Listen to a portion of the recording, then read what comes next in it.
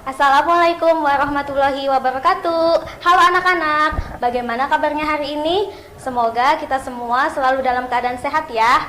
Nah, tidak henti-hentinya Ibu mengingatkan untuk selalu menaati protokol kesehatan dengan menerapkan 5M. Memakai masker, menjaga jarak, mencuci tangan, menghindar kerumunan, dan mengurangi mobilitas. Nah, pada pembelajaran hari ini kalian ditemani oleh Ibu Ella ya. Untuk itu, sebelum belajar, ada baiknya kita berdoa terlebih dahulu. Berdoa dimulai.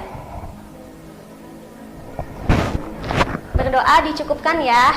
Nah, hari ini kita akan belajar mata pelajaran Bahasa Indonesia, IPA, dan SBDP ya. Untuk itu, Ibu minta kalian simak baik-baik penjelasannya dan jangan lupa siapkan terlebih dahulu alat tulisnya ya. Baik anak-anak, pembelajaran pertama yaitu ada bahasa Indonesia. Di sini siapa yang pernah mendengar cerita Malin Kundang? Nah, hampir semuanya pernah mendengar ya. Nah, cerita Malin Kundang ini merupakan salah satu cerita fiksi. Sebenarnya apa sih cerita fiksi itu? Cerita fiksi adalah cerita yang berdasarkan hayalan dari pengarang yang membuat cerita. Tujuan dari dibuatnya cerita fiksi adalah untuk menghibur pembaca maupun memberikan nilai moral. Nah, jadi cerita fiksi ini berdasarkan hayalan dari pengarang atau penulis cerita sehingga kisahnya tidak terjadi yang sebenarnya atau bersifat tidak nyata. Lalu, apa saja ciri-ciri cerita fiksi? Nah, yang pertama ada cerita fiksi merupakan hayalan penulis atau pengarang cerita. Nah, seperti yang sudah Ibu katakan bahwa cerita fiksi ini merupakan cerita hayalan dari pengarang atau penulis cerita.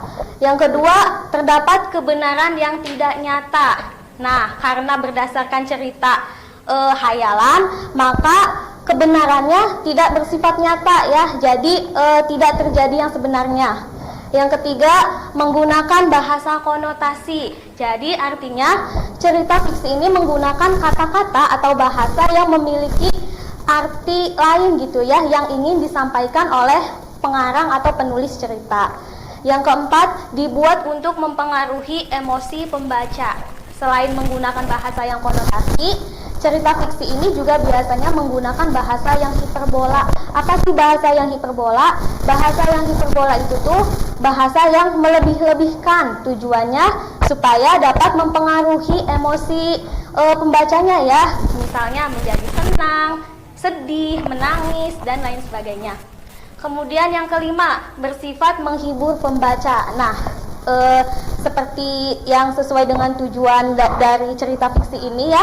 Jadi tujuannya untuk menghibur para pembacanya. Nah, di layar ada beberapa contoh cerita fiksi. Yang pertama ada dongeng seperti cerita Cinderella dan sepatu kacanya, Si Cantik dan si Buruk Rupa, dan Rapunzel. Yang kedua ada mitos seperti cerita Jaka Tarub dan Dewi Nawangwulan, Dewi Sri Sang Dewi Kesuburan, dan Barong di Bali.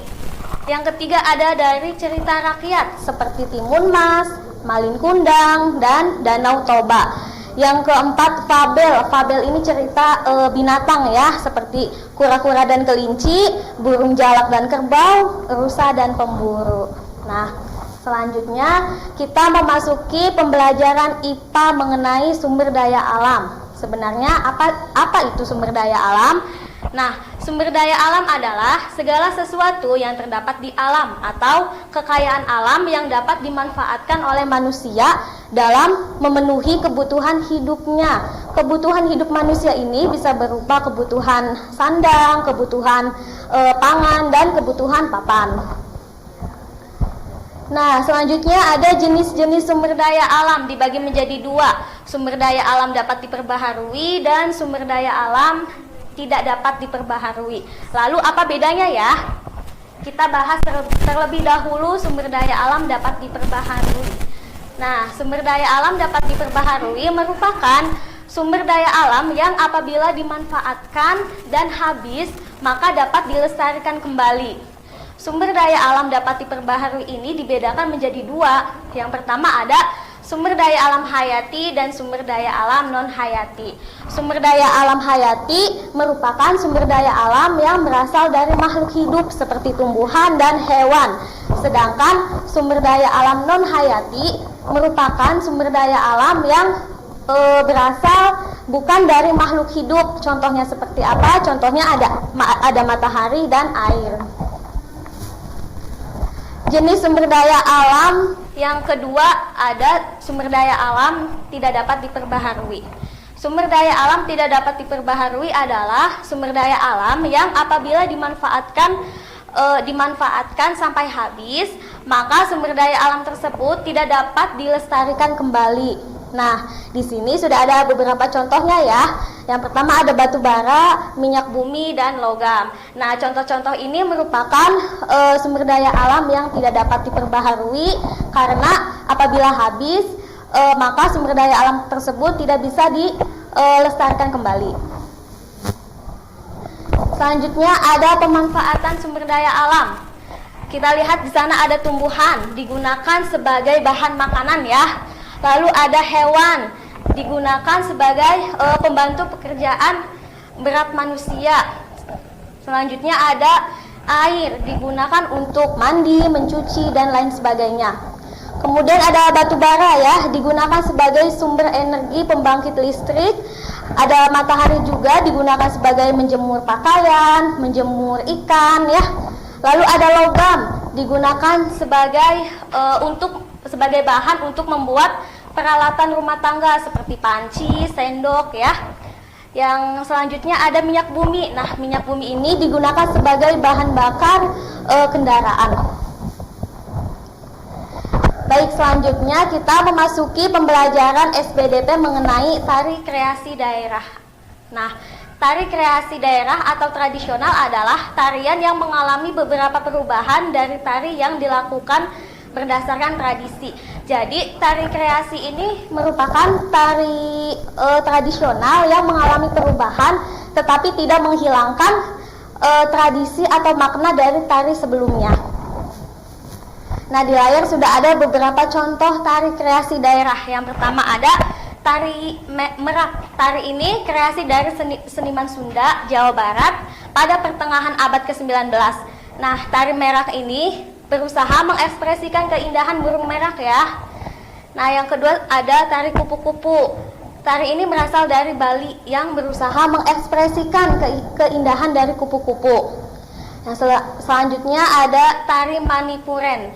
Tari kreasi ini merupakan tari kreasi daerah dari Jawa Tengah. Tari ini dikembangkan dari gerakan tari Manipuri yang berasal dari India. Jadi tari Manipuren ini awalnya itu tari Manipuri yang berasal dari India, kemudian dikembangkan lagi gitu ya oleh Indonesia, tepatnya di Jawa Tengah. Yang terakhir ada tari Banjar Kemuning. Tari ini berasal dari Jawa Timur yang terinspirasi dari kehidupan masyarakat desa. Ya, sekian. Nah, mungkin itu saja penjelasan dari Ibu. Apabila ada yang ingin ditanyakan atau ada hal-hal yang belum dimengerti, boleh kontak Ibu melalui WhatsApp. Cukup sekian pembelajaran hari ini. Kurang lebih Ibu mohon maaf. Wabillahi taufiq wal hidayah. Wassalamualaikum warahmatullahi wabarakatuh.